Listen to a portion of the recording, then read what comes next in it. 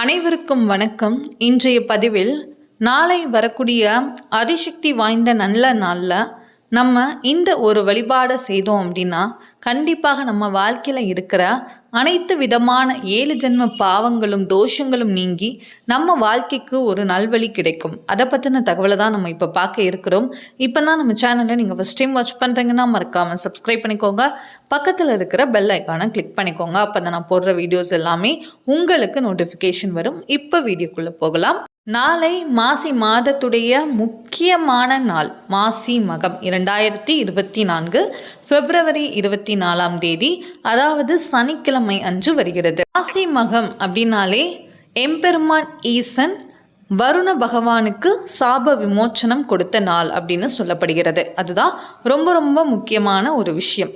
அதனால தான் இந்த நல்ல நாளில் நம்ம புனித ஸ்தலங்களில் நீராடும் போது நம்மளுடைய வாழ்க்கையில் இருக்கிற 7 ஜென்மத்துடைய பாவங்களும் சாபங்களும் நீங்கும் அப்படின்னு சொல்லப்படுகிறது.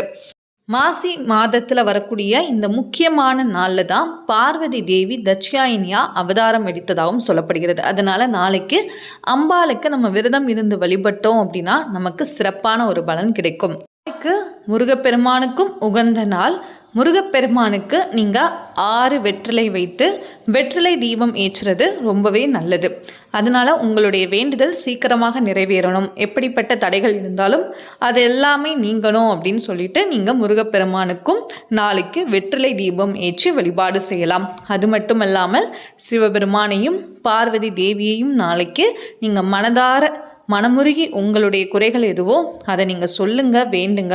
கண்டிப்பாக அடுத்த மாசி மகத்துக்குள்ள உங்கள் வாழ்க்கையில் உங்களுடைய குறைகளை நீக்கி உங்களுக்கு தேவையான நல்லதை நிச்சயமாக நடத்தி கொடுப்பார் எம்பெருமான் ஈசன்.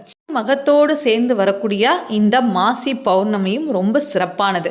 மாசி மாதம் அப்படின்னாலே பொதுவாக இறை வழிபாட்டிற்கு உரிய மாதம். அதனால் இந்த மாதிரி முக்கியமான விசேஷ நாட்களில் நம்ம இறைவனை வழிபாடு செய்து வர நம்மளுடைய எல்லா விதமான பாவங்களும் நீங்கும் அப்படின்னு சொல்லுவாங்க. அதனால் நாளைக்கு குலதெய்வத்துடைய ஏன்னா பௌர்ணமி அப்படிங்கிறது குலதெய்வ வழிபாடு செய்கிறது ரொம்பவே சிறப்பான ஒரு விஷயம். அதனால் குலதெய்வம் வழிபாடு நீங்கள் செய்ய பாருங்கள். பொதுவாக பெருமாளுக்கு ரொம்ப விசேஷம். அது மட்டும் இல்லாமல் நாளைக்கு மாசி மகத்தில் விஷ்ணு பகவான் பூமியை பாதாளத்திலிருந்து மீட்டு எடுத்த நாளாகவும் சொல்லப்படுகிறது. அதுக்கு அவர் வராக ரூபம் எடுத்ததாக சொல்லப்படுகிறது. அதனால நாளைக்கு பெருமாளுக்கும் ரொம்ப விசேஷம். பெருமாளுக்கும் நீங்கள் என்ன பண்ணலாம், ஒரு நெய் தீபம் ஏற்றி வைத்து துளசி கிடைத்தால் துளசியையும் நீங்கள் சாட்சி வழிபாடு செய்யலாம்.